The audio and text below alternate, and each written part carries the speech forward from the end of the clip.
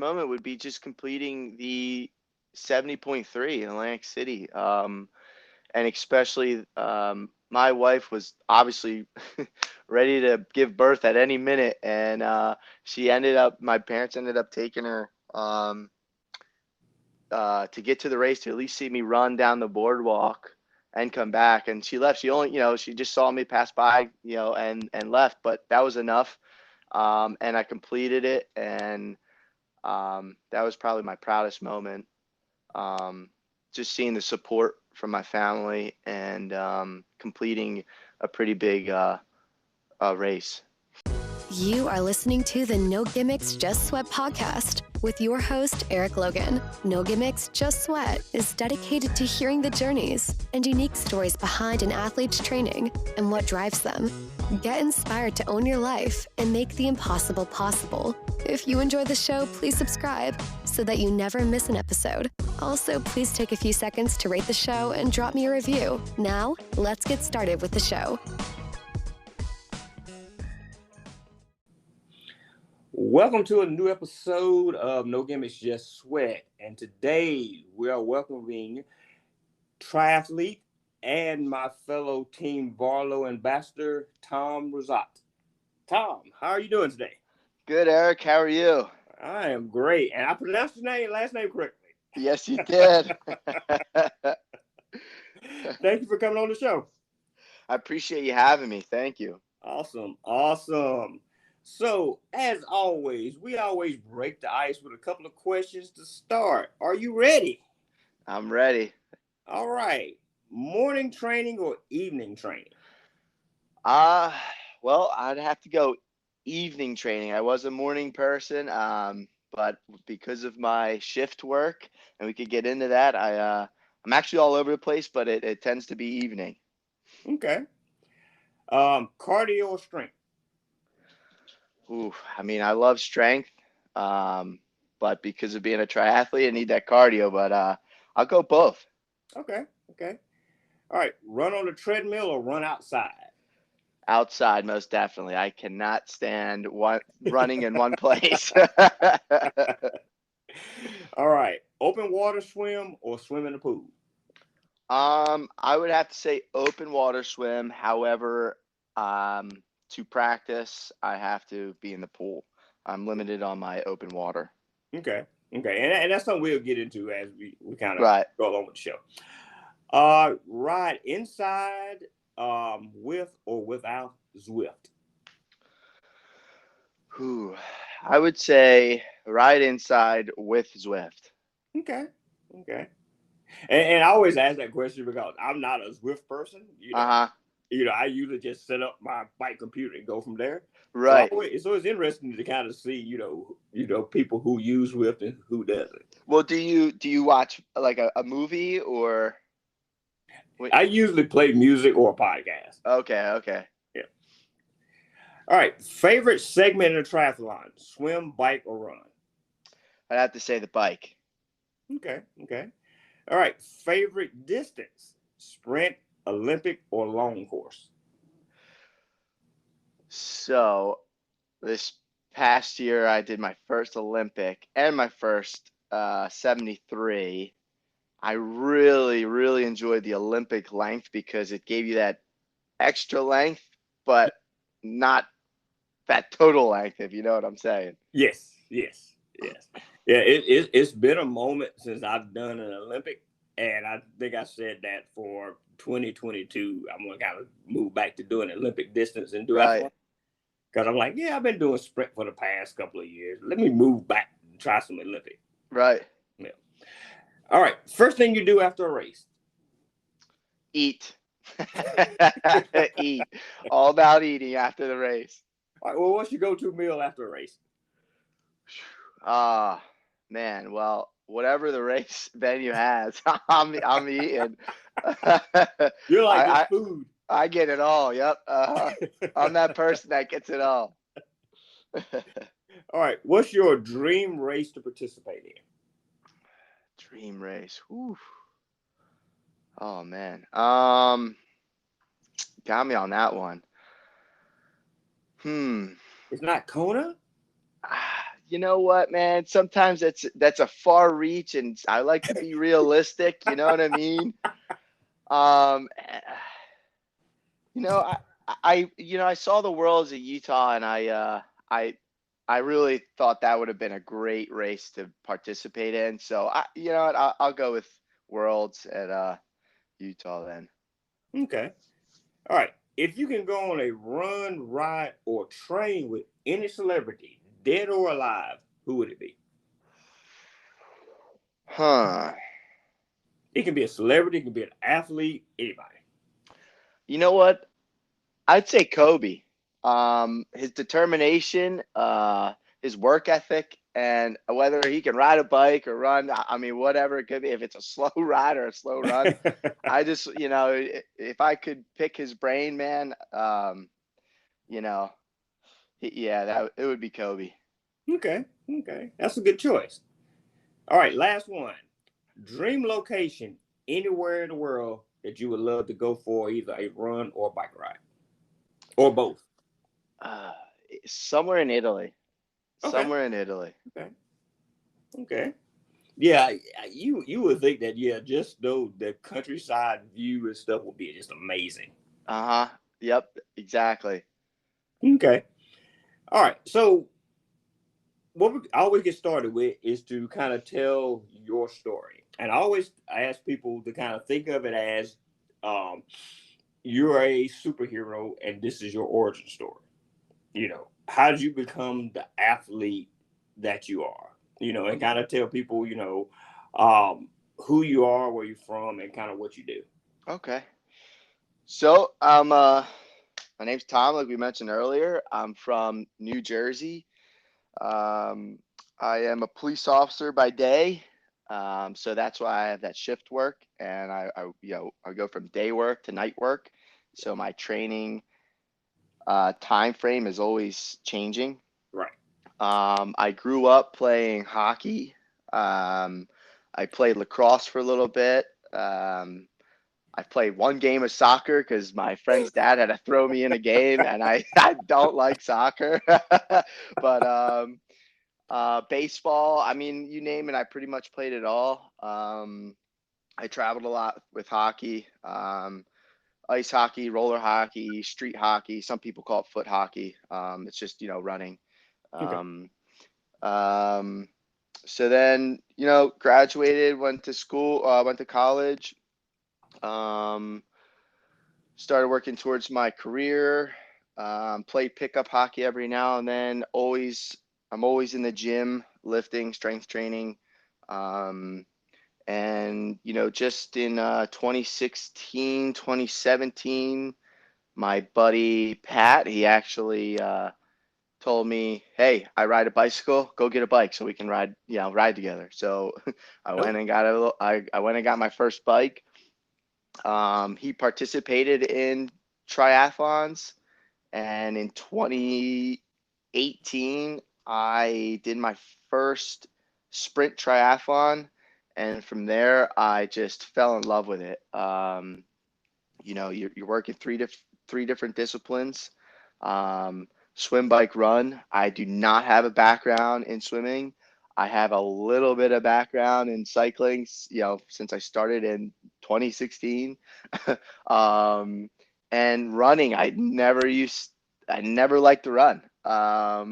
Obviously playing sports, I had to run, but not long distance, and right. it just wasn't my thing. So, this past year, obviously COVID happened. A lot of things got pushed back. I really started to get into running a lot more and longer distance. And I started to like it more and more as I grew as an athlete or triathlete.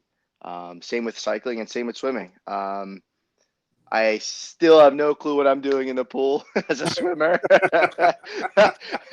As long as I don't drown and I'm crossing the finish line of the swim into the transition, I'm good to go. That's all that matters to me.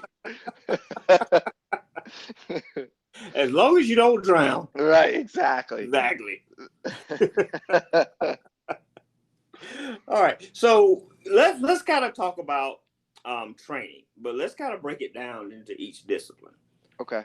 You're up north. You're in New Jersey. Right. And I think sometimes I'm in Georgia and the Uh-huh. South, and we kind of like, oh, you want to go for a run? No problem. We Right. just go for a run. We'll go Right. for a bike ride. And I live in a rural area of Georgia, and getting and going on a long country bike ride on back roads is nothing. Uh-huh. So if I want to do, you know 30, 40, 50, 60 miles, that's nothing. Right. So how do you accommodate those things, and make up to kind of train and prepare for those things up north in the big city? So, just like you, Eric, I'm from down south too in Jersey. So in Jersey, we basically split Jersey. It's known that it's North Jersey and South Jersey. So basically, when you're down south, you're like, yeah, everything north is North Jersey. So um, I'm actually in the blueberry capital of the world. Oh So wow. so we have some rural. I have rural area here, Oh, okay. basically a farmland. So it's not city like Jersey City or anything like that. Okay. Okay. It is a little bit more rural down this way. So I do have longer back roads to be able to ride, Okay. Cool. which makes it easier. I have done city riding, and I it stresses me out. So I stay away from high traffic areas. Right. So that makes it pretty easy.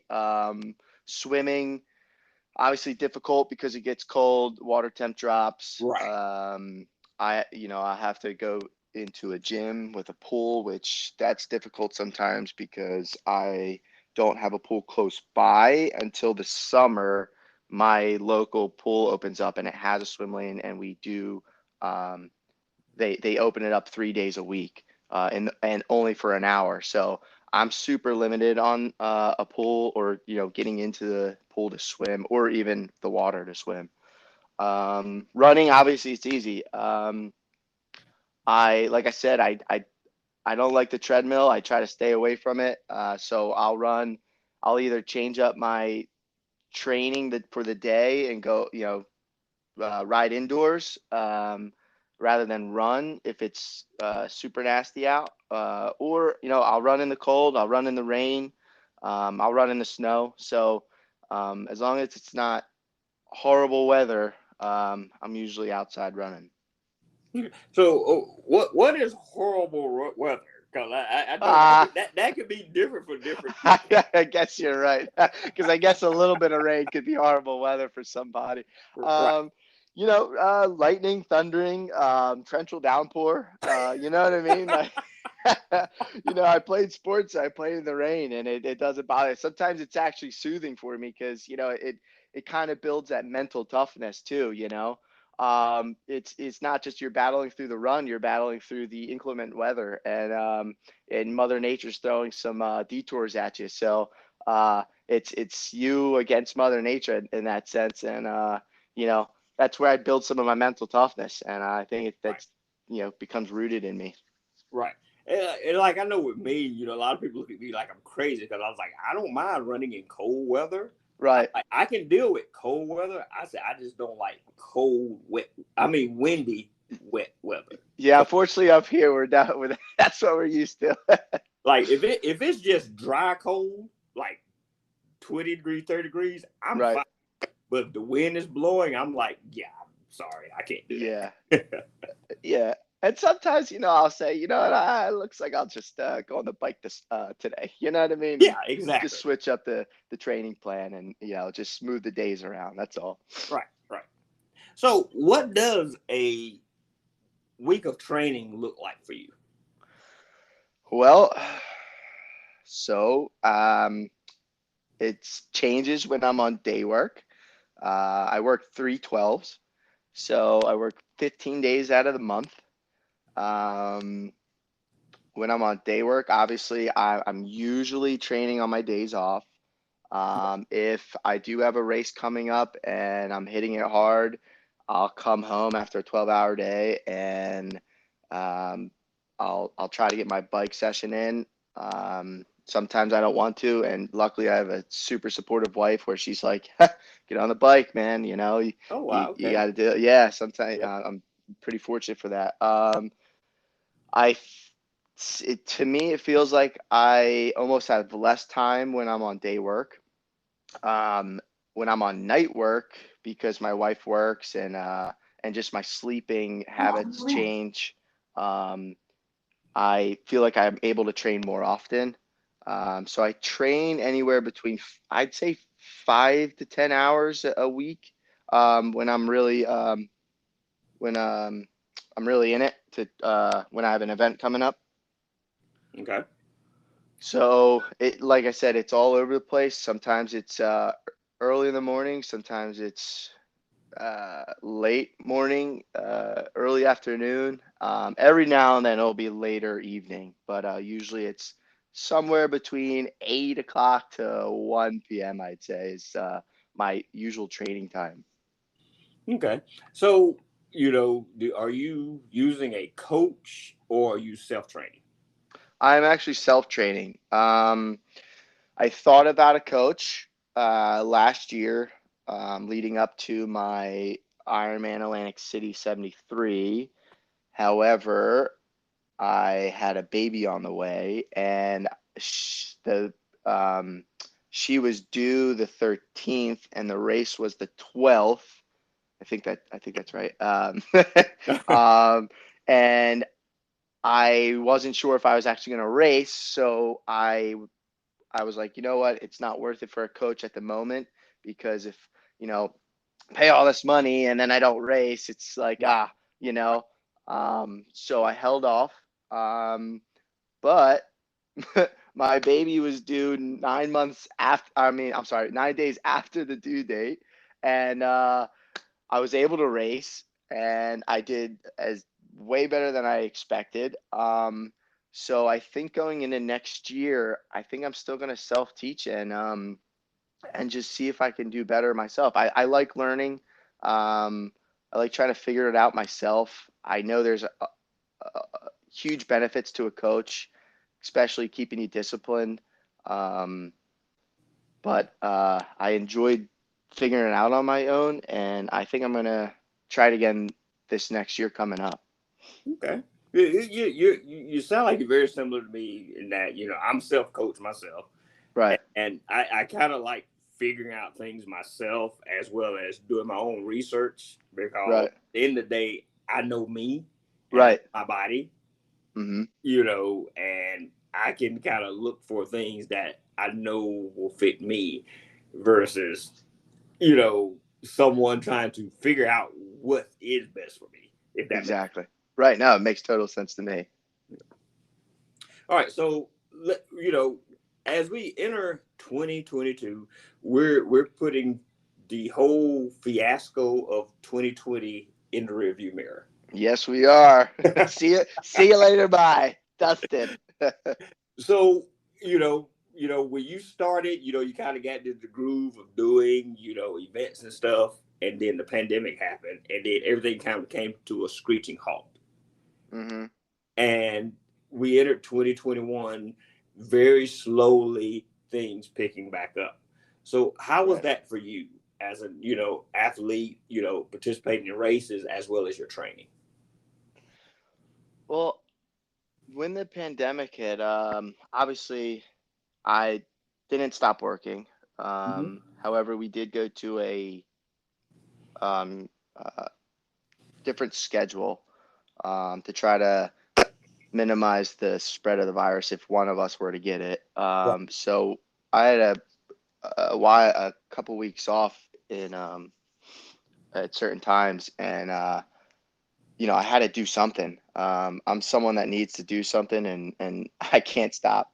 I just can't sit down and hang out. So I started training a lot, and it really um, boosted my training. I started figuring out how swim techniques, bike techniques, running techniques, and I went into full swing. So I feel like it really picked up my training. I guess it kind of benefited me having the time off. Trained through 2020. I think I started to feel a little bit of a burnout come 2021, but the races coming back motivated me to continue training. And then easing into training, I mean, I feel like I didn't skip a beat because I had plenty of races in 2021. Mm-hmm. So that's where we are, and I hopefully 2022 is just full force ahead, and we keep moving forward. Yes. Fingers crossed. Yep. Fingers crossed. Yep. Because I've already, made out my. I'm doing quote marks in the air quotes right now. Yeah. My race calendar for 2022. Right. Because my wife, she was saying like, yeah, you didn't do as many races, this year. And I'm like, well, number one, it wasn't that many. And then I was being very selective based upon size of races. Right. So hopefully next year I'll be back on a regular schedule. Yeah, So I can't. I've been watching you, and I can't wait to see you race, man. You've been crushing it. Oh, thank you. I try. All right, so let's kind of get into some specific things as far as being an athlete. So, how do you fuel before a race? And I'm sorry to interrupt, but how do you fuel before a race, and then how do you fuel during the race? Okay, so before I am drinking plenty of water a couple days leading up to the event. I'm starting to carb up. In the morning, I would go with yogurt and granola and a banana is my go-to. During the race, I'm drinking hydrogels from Power Bar, and Scratch on the bike. Okay. So I mix the two. I don't have one particular, brand or go-to nutritional, I don't know, gel. I'll switch it up if I have to, but so far it's been the hydrogel and Scratch for carbing up on the bike. Okay. I used to be big with Scratch's hydration. And I know Honey Stinger released hydration this past year, and it's actually pretty good. Is it? I've been very surprised by it. Yeah, I'll have to try it out. Like I said, I'm not stuck on one brand so. Yeah, before then, Scratch was my go-to. There you go. It was Scratch. But I've been pleasantly surprised with the stuff from Honey Stinger. Cool. I also been liking I like the waffles. Yes. That's another thing I like. So. Yeah. And and one of the things too is when we were I work from home mostly now, but beforehand I used to keep them in my desk because it would keep me from going and getting candy bars and stuff. Right. Yeah. They are tasty. So. Yes. Like that afternoon I'm like, I need something. I just reach in my desk and I grab a waffle. There you go. There you go. Done. Those little things help. Yeah, they do. They definitely do. All right, so let's talk about your bike. What type of bike do you ride? I have a Quintana Reel. Oh, okay. The PR4, and I have the SR5, both the road bike and the triathlon bike. Okay. And what is your go-to running shoe? Saucony, as of now. Big fan. I have a bunch of different Saucony shoes. But it's the Endorphin Speed is my race shoe right now. But I think I'm going to go to a shoe store and I'm going to do I'm going to go get my feet looked at and see if Right. they can see if there's any other better shoe out there. That does help. Some people don't think it does, but to go and really talk to someone and let them, check, your gait, your running style, and Right. the shoe, if you got a good shoe store that does it properly, it really does help. Yep. And I'm planning on doing it before next season starts. Okay. Okay. All right. So, is there any type of music that you listen to train to just get you pumped, or that you use, to kind of motivate you? Yeah, I mean, I'm all over the place. Reggaeton, rap, rock, jazz sometimes, Yep. acoustics, playlists. I'm just all over the place. It's kind of just all depends on my mood. It depends if it's a slow run, or if I'm doing speed work. Obviously, you want to be more upbeat. Sometimes it's podcasts when like on slow runs, it tends to be slower music or something slower because if I'm running fast, I'm not really paying attention to the music. Right. Just kind of going off the beats. Right. So I'm all over the place. Okay. Yeah, and I know with me, like you were saying, it's the beat. I have to have something that gets me pumped. Yeah, do You know, you? that gives me energy, and like you said, it could be rap, it could be rock, just EDM, just anything that gets me like, okay, I'm ready. Yeah, Let's go. yeah. And sometimes it would just be like grudge metal, and I don't really listen to that, but it's like it's what I'm feeling, and I'm ready to just hammer You, down. you will be surprised. Like sometimes I'm listening to stuff, and my wife will look at me. She'll go like, "Really? What are Really?" you listening to?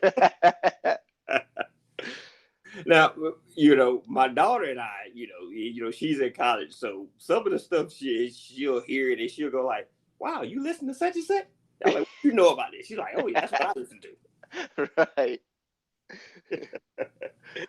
All right, so let's kind of talk about balance. Um, as an athlete, finding balance is something that we all kind of struggle with.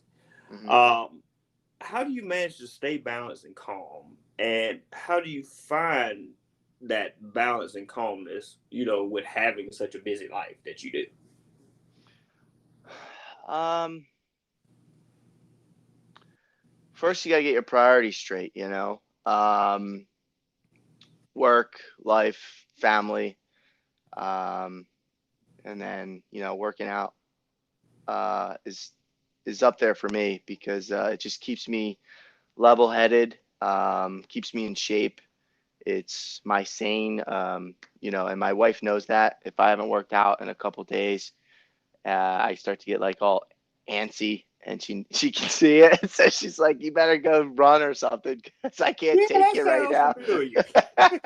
She's, "You better get out of the house because I can't take you right now." Yeah, that sounds very familiar. So, but you know what? You know, if life is in full effect and you miss a workout, so be it. Um, you know, if you're not a pro athlete, don't. I mean, even pros probably have to skip a workout every now and then. But you know, don't feel upset about it. It's just another day. I mean, there's more important things in life, especially family, Yes. and obviously your job. Right. So, it, you know, I in the beginning of the week, I like to plan out my week as much as I can. I just know, like, okay, at least for the minimum, it's, hey, I want to try to hit 4 workouts this week. And here are the days that I want to do it. Um, and, uh, and it's easy to, it makes it easier to plan. So, but now, with the baby, she's 11 weeks, actually, I think today. Wow. Yeah. Yeah. Um, it's been, it's been fun trying to figure it out. Right.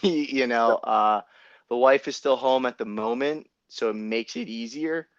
but when she goes back to work, we're gonna have to, Yeah, you exactly. know, restructure. So Yes, I remember those days. I'm just learning them. Yeah. Yeah, I remember those days, and believe me, it will go by quicker than you realize. Right. Yep.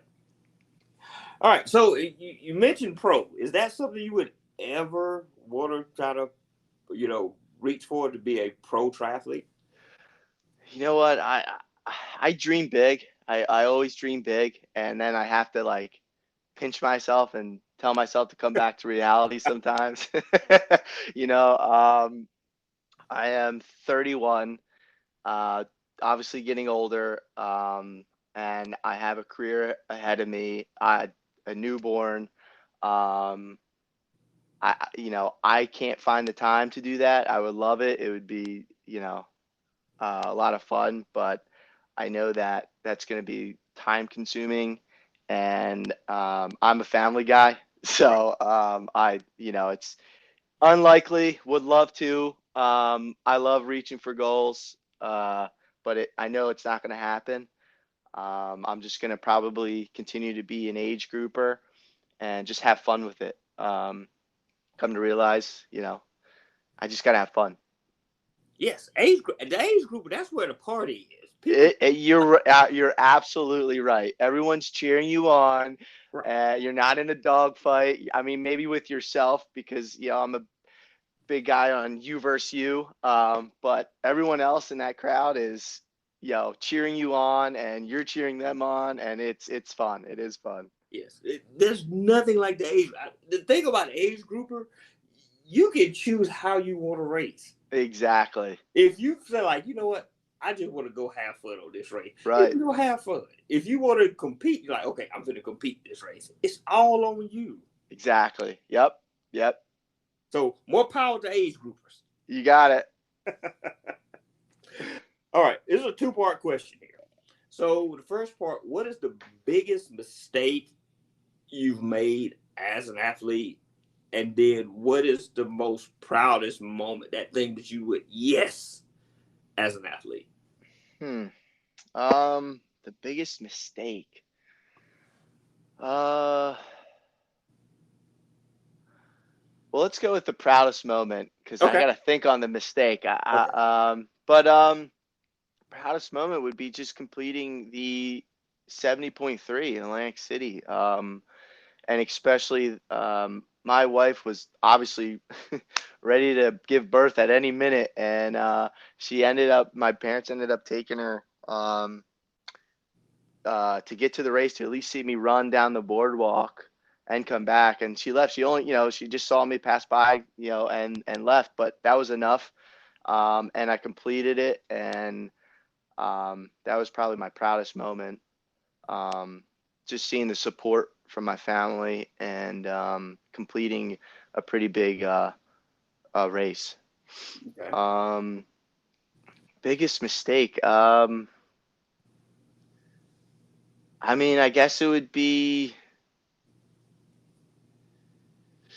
I don't know, not fueling properly in the 73. Okay. I mean, I'm just trying to think of a mistake. Because if I complete something, I'm like, well, I don't think I made a mistake. Right. uh, Well, but maybe look at something that, if you can look back at something you did and say, ooh, if I knew then what I know now, yeah, this would have been better. you know what so I had a race in Wildwood, and it was an ocean swim. So I did not swim in the ocean, and when I raced that race, I came out of the ocean dizzy as can be. Oh, wow. Okay. Yeah, I almost had to stop because when I got to the transition, I couldn't catch my balance. I sat down, threw my shoes on, my cycling shoes on, and I ended up just saying, you know what? Let's see if I can get on the bike. I stood up, I got on the bike, and I was able to I felt the dizziness for a few more seconds, and then I was fine. I'm just wondering because maybe I wasn't used to the open water, Right. with the motion and swimming and exhausting myself. Um, I'm assuming that's why I got dizzy. Okay. And I didn't practice in the ocean prior to that. So yeah, that'd be my biggest mistake. Okay. All right. So, you're in your 30s. So, what would you tell someone, and whether in their 30s, their 40s, 50s, 60s, or whatever, what advice would you give someone who might be at that point in their life that they say it's too late for me to start? Whether start running, start riding the bike, to start doing a triathlon, just to start. It's never too late. Um, Everyone starts somewhere. Uh, just looking at my kid, she's gonna start to crawl sooner or later, and you crawl first, you walk, and then you run. You Right. build up to it, and um, you just, hey, you got to start walking with a little bit of run intervals if you want to start running, and just work up from there. It's never too late. That's what I would have to say. It's never too late. Start now. Yeah. Yes. Yes. Great advice. All right. So, what is a non-athletic fact about you that most people don't know? Well, I think I mentioned it earlier, but I love to eat.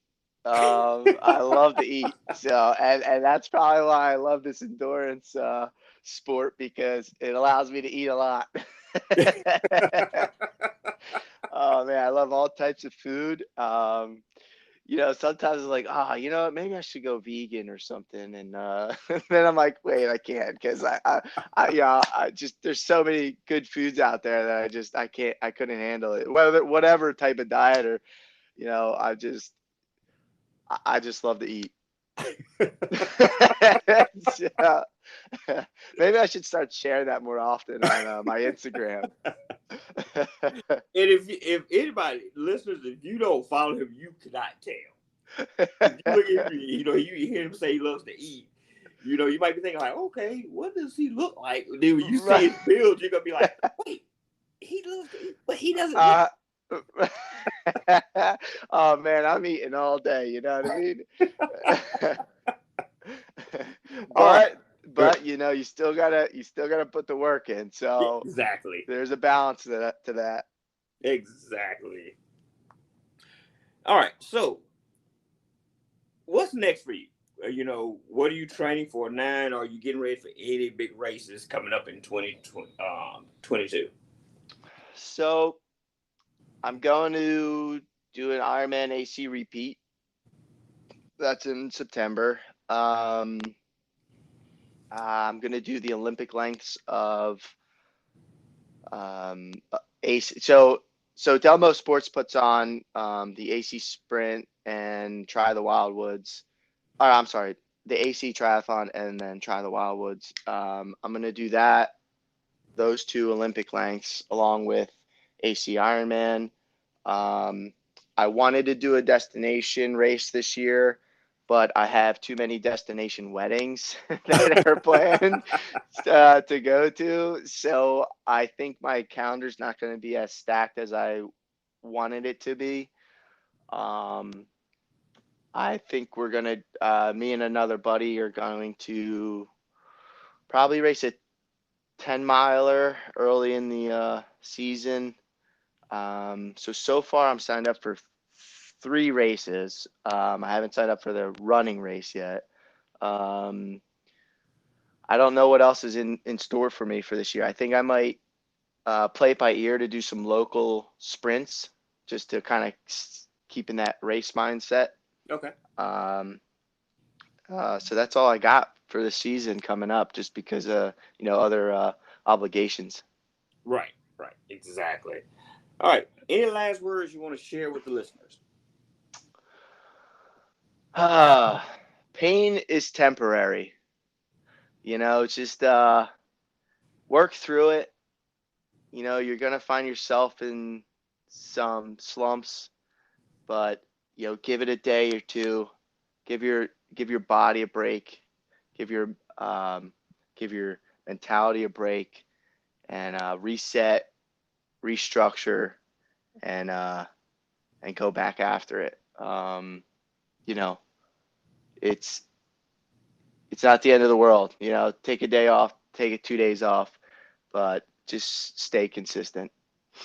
Nice. All right, Tom, thank you for being a guest on the show. Thank you, Eric. It was a lot of fun. I really appreciate you inviting me. Oh, no problem. And if people want to get in contact with you, if they want to follow you online, how can they do so? Instagram, Trizzotte, TRI_ZZOTTE. That's really my only social media. I do have Facebook, but I keep it private, and I'm actually not even on it that much. So Nice. hit me up on Instagram. Say what's up. Yeah. All right, Tom, again, thank you. Thank you, Eric. All right, have a great day. You too. Thank you for listening to this episode of the No Gimmicks, Just Sweat podcast. We really appreciate everyone who tunes in each week. If you enjoyed today's show, please support us by subscribing, rating, and reviewing the show wherever you listen to podcasts. And remember to tell your friends about the No Gimmicks, Just Sweat podcast, so we can continue to have awesome conversations with everyday athletes just like you. Until next time, have an amazing week.